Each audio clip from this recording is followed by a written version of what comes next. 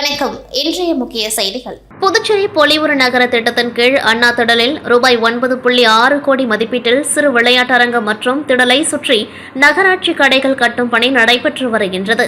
இப்பணியை முதலமைச்சர் ரங்கசாமி இன்று நேரில் சென்று ஆய்வு செய்தார். அப்பொழுது கட்டுமான பணிகளை விரைந்து முடித்து விளையாட்டு அரங்கத்தையும் கடைகளையும் பயன்பாட்டிற்கு கொண்டுவர அதிகாரிகளுக்கு உத்தரவிட்டார். இதில் பொதுப்பணித்துறை தலைமை பொறியாளர் டாக்டர் தீன் தயாளன், புதுச்சேரி பொலிவுறு நகர வளர்ச்சி நிறுவனத்தின் இணை தலைமை செயல் அலுவலர் ருத்ரகவுடு, புதுச்சேரி நகராட்சி ஆணையர் கந்தசாமி, புதுச்சேரி பொலிவுறு நகர வளர்ச்சி நிறுவனத்தின் தலைமை தொழில்நுட்ப அலுவலர் ரவிச்சந்திரன், பொது மேலாளர் துளசிங்கம், மேலாளர் மார்சல் சகாயநாதன் மற்றும் அதிகாரிகள் இந்த ஆய்வின் பொழுது உடன் இருந்தனர்.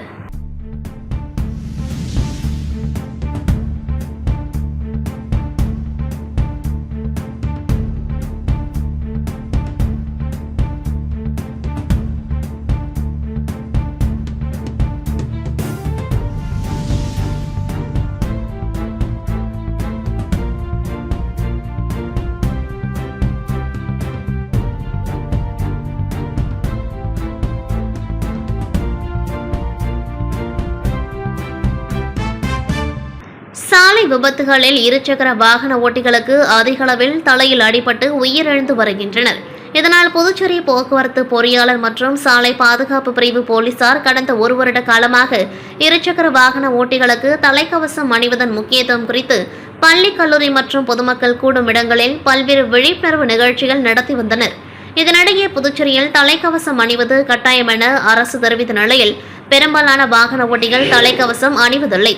இந்த நிலையில் வருகின்ற 2025 ஜனவரி மாதம் 1ஆம் தேதி முதல் அனைத்து இருசக்கர வாகன ஓட்டிகளும் தலைக்கவசம் கட்டாயம் அணிய வேண்டும் என்றும், தலைக்கவசம் அணியாத வாகன ஓட்டிகளுக்கு ரூபாய் 1000 அபராதம் விதிக்கப்படும் என போக்குவரத்து காவல்துறையினர் வாய்மொழியாக எச்சரிக்கை விடுத்துள்ளனர். இதனால் அனைத்து இருசக்கர வாகன ஓட்டிகளும் தலைக்கவசத்தின் முக்கியத்துவத்தை உணர்ந்து வருகின்ற ஜனவரி 1ஆம் தேதி முதல் தலைக்கவசம் அணியும் விதமாக போக்குவரத்து போலீசார் புதுச்சேரி அண்ணா சிலை அருகே பேண்ட் இசை வாசித்தும் வாகன ஓட்டிகளுக்கு துண்டு பிரச்சுரங்களை விநியோகம் செய்தும் விழிப்புணர்வு ஏற்படுத்தினர். மேலும் தலைக்கவசம் அணிந்து வந்த இருசக்கர வாகன ஓட்டிகளுக்கு போக்குவரத்து முதுநிலை காவல் கண்காணிப்பாளர் பிரவீன்குமார் திருபாதி ரோஜாப்பூ மற்றும் சால்வை அணிவித்து பாராட்டி வாழ்த்து தெரிவித்தார்.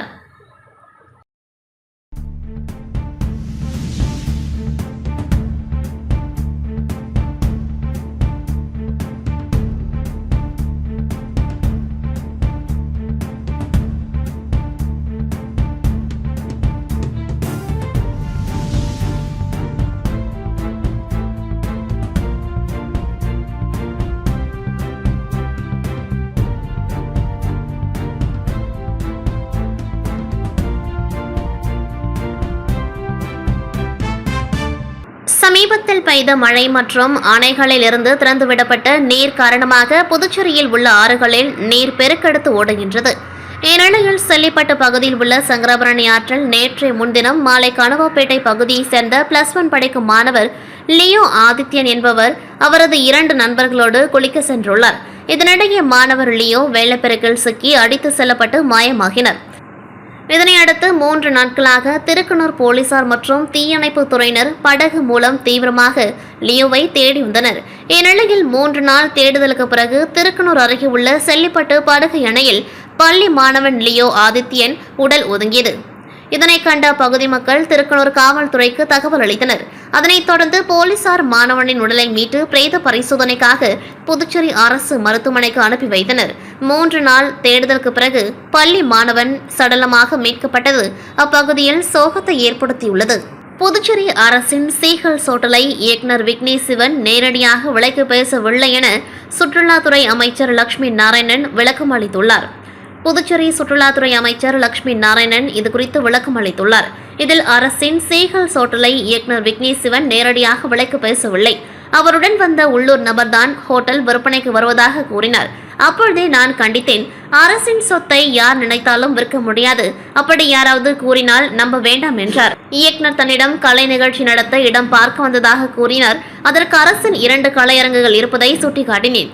அரசு விதிக்குட்பட்டு வரிகளை செலுத்தி நிகழ்ச்சிகளை நடத்தி கொள்ளலாம் என மட்டும்தான் அவரிடம் கூறியதாக லட்சுமி நாராயணன் தெரிவித்தார். கடந்த வாரம் திரைப்பட இயக்குனர் திரு விக்னேஷ் சிவன் அவர்கள் மரியாதை நிமித்தமாக என்னை அலுவலகத்தில் சந்தித்தார்கள். அப்பொழுது அவரோடு வந்த உள்ளூரில் இருந்த சில நபர்கள் அவரை வைத்துக்கொண்டு இந்த சீகல்ஸ் சுற்றுலாத்துறைக்கு சொந்தமான இடத்தை விற்பதற்கான வாய்ப்பு இருந்தால் இவர்கள் எடுத்துக்கொள்வதற்கு விரும்புகிறார் என்று எல்லாம் பேசினார். அப்போது நான் அவரிடத்தில் இது மாதிரி ஒரு ஆதாரம் இல்லாமல் அடிப்படை இல்லாமல் வந்த செய்தியின் அடிப்படை எல்லாம் பேசக்கூடாது என்று அவரிடத்தில் அறிவுறுத்தினேன். விக்னேஷன் அவர்கள் இது சம்பந்தமாக நேரடியாக இடத்துல இதை பற்றி பேசவில்லை. நான் அந்த நபரை இந்த சம்பந்தமாக பேசிய நபரை நான் கண்டிக்கும்போது கண்டித்து அவர் அனுப்பிவிட்ட பிறகு இவர் புதுச்சேரியில் ஒரு பெரிய இசை நிகழ்ச்சி சிறந்த அளவில் ஒரு இசை நிகழ்ச்சி நடத்துவதற்கான இடம் தேர்வு செய்ய வேண்டும் என்று சொன்னார். அதற்கு சில ஆலோசனைகளை நான் சொன்னேன். அரசாங்க இடத்தில் பெரிய மைதானத்தில் நடத்துவதற்கான அனுமதி கேட்டால் அதுக்கான கட்டணங்களை வரி மற்ற விஷயங்களில் சேர்ந்து கொடுக்கிற ஒரு நிலை வருகிற போது அதை நான் அரசாங்கம் பரிசீலிக்கும் என்று சொன்னேன். அதை கேட்டுவிட்டு புதுச்சேரியில் இருக்கிற 2 இடங்களில் 3 இடங்களில் இடத்தை தேர்வு செய்வதற்காக சென்றார். இதுதான் நடந்தது. அவர் நேரடியாக இடத்தில் நிச்சயமாக அது பேசவில்லை. ஆனால் அவர் கூட வந்த உள்ளூரில் இருந்த ஒருவர் இந்த சப்ஜெக்டை பேசினார். கிருமாம்பாக்கத்தில் உள்ள அமிர்த வித்யாலயத்தில் டிசம்பர் 15ஆம் தேதி அமிர்த பிரதர்சனம் 2024 அதன் வருடாந்திர பொது கண்காட்சி வெற்றிகரமாக நடத்தப்பட்டது. அனைத்து மாணவர்களும் கலந்து கொண்டு தங்கள் படைப்பாற்றல் மற்றும் புதுமையான திறன்களை பரந்தளவிலான பாடங்களில் வெளிப்படுத்தினர். தமிழ், கணிதம், ஆங்கிலம், அறிவியல், சமூக அறிவியல், மாதா அமிர்தானந்தமயியின் வாழ்க்கை, யோகா, கல்வி, கலை மற்றும் கைவினைப் பொருட்கள், உடற்கல்வி உள்ளிட்ட பல்வேறு துறைகள் கண்காட்சியில் இடம்பெற்றன. இந்நிகழ்ச்சியை பாரதிதாசன் பல்கலைக்கழக இயற்பியல் துறை தலைவர் டாக்டர் மதிவாணன் மற்றும் அமிர்த வித்யாலயம் மூலக்குளம் துணைத் தலைவர் ஜெயக்குமார் துவக்கி வைத்தார். பள்ளி முதல்வர் டாக்டர் ஸ்ரீ பாக்கியலட்சுமி கார்த்திகேயன் கூட்டத்திற்கு அன்பான வரவேற்பு அளித்தார். கண்காட்சியில் பல விதமான செயல்பாடுகள், மாதிரிகள் மற்றும் மாணவர் திட்டங்கள் இடம்பெற்றன. தங்கள் குழந்தைகளின் திறமைகளை காண ஆர்வமுள்ள பெற்றோர்கள் ஏராளமானோர் ஈர்க்கப்பட்டனர். மாணவர்கள் தங்கள் திறன்களை ஆராய்வதற்கும் வெளிப்படுத்துவதற்கும் ஒரு தளத்தை வழங்கியதற்காக இந்த நிகழ்வு பரவலான பாராட்டை பெற்றது. ஆசிரியர்கள், மாணவர்கள் மற்றும் பெற்றோர்களின் கூட்டு முயற்சியால் அமிர்த பிரதர்சனம் 2024 மிகப்பெரிய வெற்றியை பெற்றது.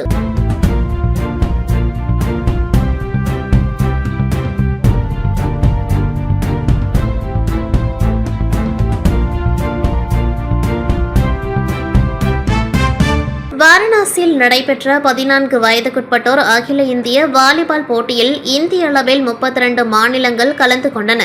இதில் தமிழகம் 3வது இடத்தை பெற்றது.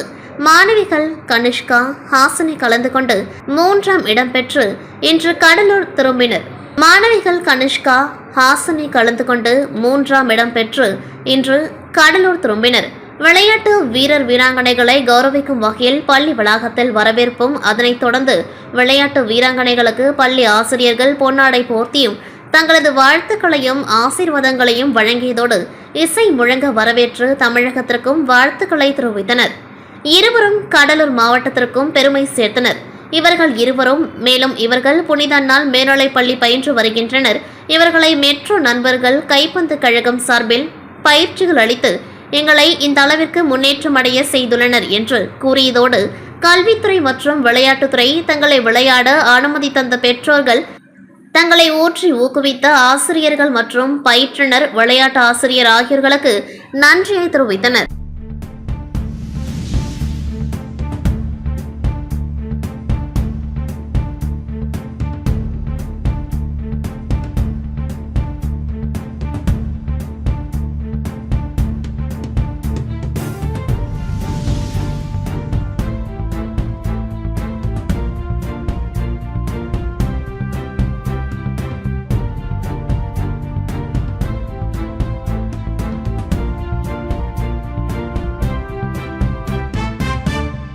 புதுச்சேரியில் ஃபெஞ்சல் புயல் மற்றும் கனமழையால் மாநிலம் முழுவதும் மழைநீர் சூழ்ந்து வெள்ளம் போல் காட்சியளித்தது.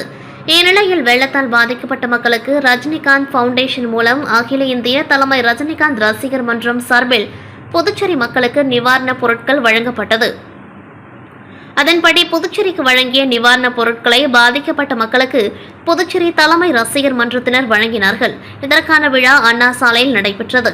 மாநில செயலாளர் பிரபாகர் தலைமையில் நடைபெற்ற நிகழ்ச்சியில் இணை செயலாளர் ஜோதிகுமார், கோபி, காமராஜ், ரமேஷ், துணை செயலாளர்கள் ராமச்சந்திரன், தாரகை ராஜா, தினகர், பாஸ்கர், ஜீவதேவன், சோமு, கிஷோர் மற்றும் ஆலோசகர் பேராசிரியர் பாலமுருகன் மற்றும் மாநில நிர்வாகிகள் கலந்து கொண்டார்கள்.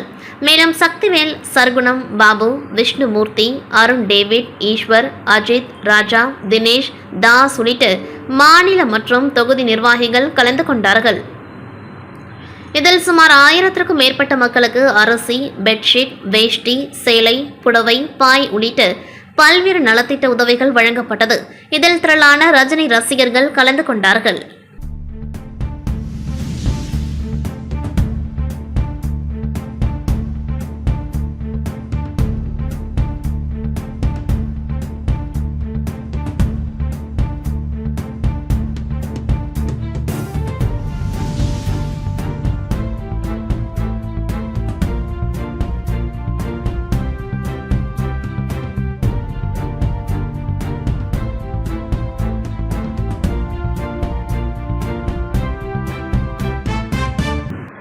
புதுச்சேரி அடுத்த திருவண்டார்கோவில் அருகே ஆழியூர் கிராமத்தில் விவசாய நிலத்தில் கரும்பு ஏற்றி நிறுத்தி வைக்கப்பட்ட 4 டிராக்டர் பேட்டிகள் மின்கசிவு ஏற்பட்டு கரும்பு தோட்டத்திலேயே எரிந்து சேதமானது. இதனைத் தொடர்ந்து சர்க்கரை ஆலை நிர்வாகத்திடம் இழப்பீடு வழங்க வேண்டும் என கோரிக்கை வைத்தும் இதனால் வரை இழப்பீடு வழங்கவில்லை. ஆகையால் உடனடியாக இதற்கான இழப்பீட்டை வழங்க வலியுறுத்தி அப்பகுதியைச் சேர்ந்த 100க்கும் மேற்பட்ட விவசாயிகள் ஊர்வலமாக வந்து கண்டமங்கலம் பகுதியில் உள்ள EIT பாரிக்கோட்ட அலுவலகத்தை முற்றுகையிட்டு கோரிக்கைகளை வலியுறுத்தி கண்டன கோஷங்களை எழுப்பி ஆர்ப்பாட்டத்தில் ஈடுபட்டனர். பின்னர் செய்தியாளர்களுக்கு பேட்டியளித்த கரும்பு விவசாய சங்க தலைவர் ஜெயராமன், கரும்பு தோட்டத்தில் கரும்பு ஏற்றி வைக்கப்பட்டிருந்த 4 டிராக்டர் பேட்டிகள் மின்கசிவு ஏற்பட்டு கரும்பு தோட்டத்திலேயே முற்றிலுமாக எரிந்து சேதமானது. இதற்கு இழப்பீடு கேட்டு நிர்வாகத்திடம் விவசாயிகள் கோரிக்கை வைத்தும் எவ்வித நடவடிக்கையும் எடுக்கவில்லை. ஆகையால் விவசாயிகள் நாங்கள் இனிவரும் காலங்களில் சர்க்கரை ஆலைக்கு கரும்பு அனுப்ப போவதில்லை என்றும் இழப்பீடு உடனடியாக தரவில்லை என்றால் எங்கெல்லாம் ஆலை நிர்வாகம் கரும்பு கொள்முதல் செய்கின்றதோ அங்கெல்லாம் சென்று மறியல் போராட்டத்தில் ஈடுபட போவதாக விவசாயிகள் ஆலை நிர்வாகத்திற்கு கரும்பு விவசாயிகள் எச்சரிக்கை விடுத்தனர். தர்மபுரம் ஆதீனம் 27வது குருமகா சன்னிதானம் ஸ்ரீ மாசிலாமணி தேசிய ஞானசம்பந்த சுவாமிகள் தானூர் மாத ஆலய தரிசனத்தை ஒட்டி 2ஆம் நாள் இன்று சப்த விடங்க தரிசனத்தின் முதல் தரிசனமாக காரைக்கால் அடுத்த திருநள்ளாறில் அமைந்துள்ள உலக பிரசித்தி பெற்ற ஸ்ரீ தர்பாரணேஸ்வர் சுவாமி தேவஸ்தானம் ஸ்ரீ சனி பகவான் ஆலயத்திற்கு வருகை புரிந்தார். அதனை ஒட்டி தர்பாரணேஸ்வர் அம்பாள் சனி பகவானுக்கு சிறப்பு அபிஷேகம் நடைபெற்றது. தொடர்ந்து சனி பகவானுக்கு வைர அங்கியில் பல வண்ண மலர்களால் அலங்கரிக்கப்பட்டு பக்தர்களுக்கு காட்சியளித்தார். தர்மபுரம் ஆதீனம் 27வது குருமகா சன்னிதானம் ஸ்ரீ மாசிலாமணி தேசிக ஞானசம்பந்த சுவாமிகள் தரிசனம் முடித்த பின்னர் ஆலய ஊழியர்களுக்கும் பக்தர்களுக்கும் இவ்வருட கேலண்டர் மற்றும் பிரசாதங்களை வழங்கினார்.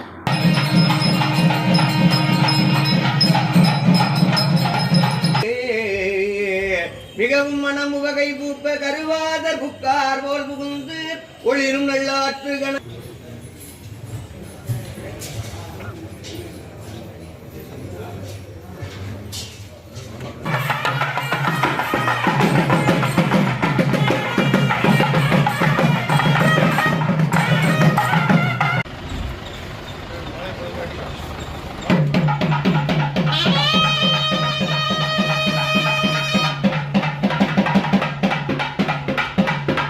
இத்துடன் செய்திகள் நிறைவடைகின்றது. நன்றி, வணக்கம்.